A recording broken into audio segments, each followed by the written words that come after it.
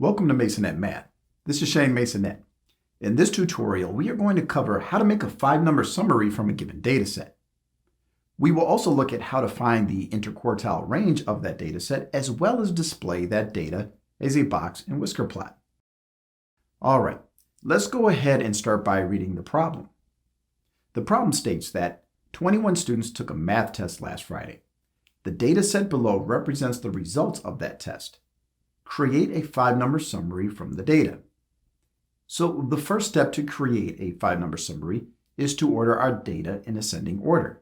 So let's go ahead and take care of that first.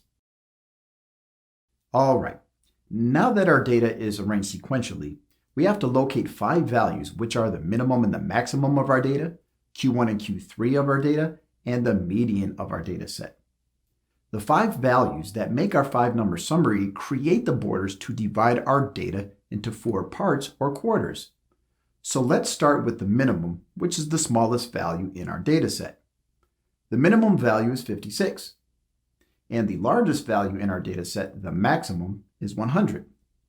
All right, now let us find the median of our data set. Remember, the median value of an ordered data set is in the middle. Our median for this data set is 76.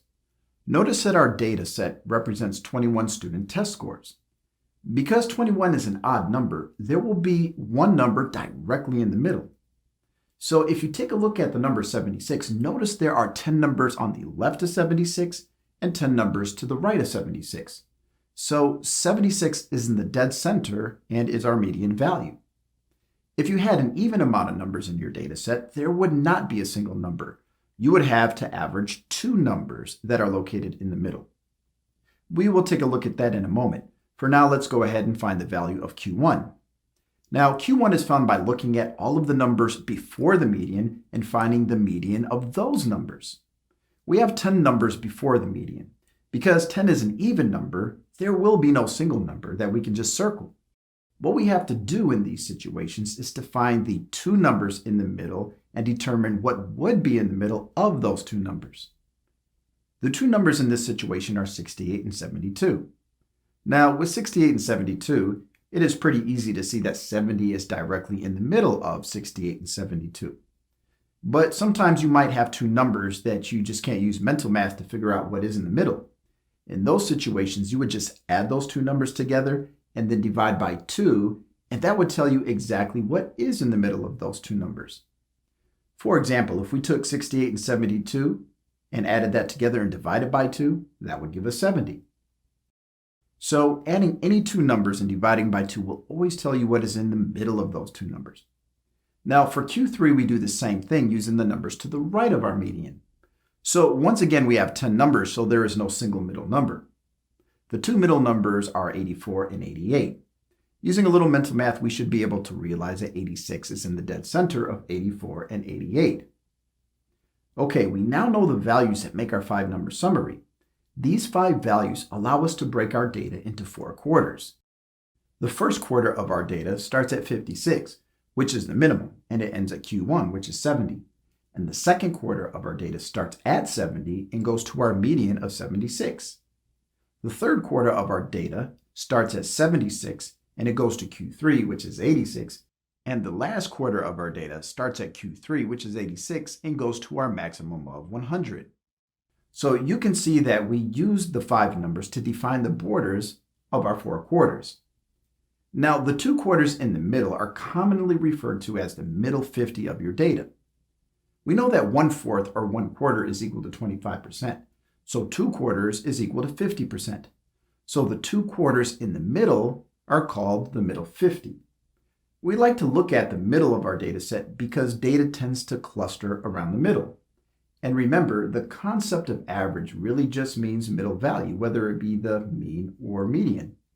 So the numbers that are clustering around the median or located in the middle 50% of our data is closer to the average than the lower quarter and the upper quarter. So a student with a test score located in the middle 2 quarters of our data will be clustering close to the median of 76. So the middle 50% of our data starts with Q1 and ends with Q3. The distance between Q1 and Q3 is called the interquartile range, or IQR for short. Interquartile means inner two quarters and range means distance. So the distance from Q1 to Q3 is found by subtracting Q1 and Q3. So we would say the IQR ranges from 70 to 86, which is a distance of 16. We should note that the interquartile range is different from the range. The range is the distance from the minimum to the maximum. In this data set, the lowest score is 56 and the highest is 100, which is a range of 44. So the range of scores in the middle two quarters, or IQR, is 16, and the range of the entire data set is 44.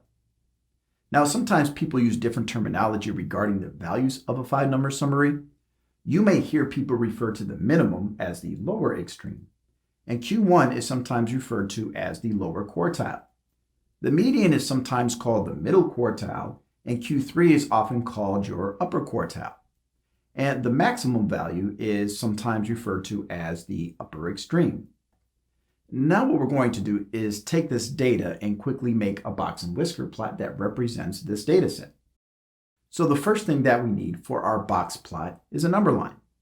Notice our number line goes from 55 to 100, which accommodates all of the values shown in our data set, from the minimum to the maximum. The next thing that we do is identify the values from our 5-number summary. So the minimum is 56, Q1 was 70, the median is 76, Q3 is 86, and the maximum is 100.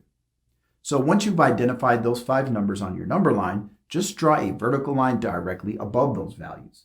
Those are going to define the borders of your 4 quarters. The next thing we do is we take the middle 3 lines and we make boxes to represent the middle 50% of our data. So the boxes we just created show the values from Q1 all the way to Q3. The boxes are the inner quartiles. The distance of those boxes, which can be measured using the number line, is the IQR. And then what we do last is we create the whiskers of our plot. So the first whisker on the left represents scores in the lowest quarter of our data set. The line or whisker to the right of our boxes represent the test scores in the highest quarter of our data set. All right, I want to say thank you so much for watching this math tutorial. Please don't forget to subscribe to this channel and activate notifications. Until next time, this is Mr. Masonette, wishing you much success.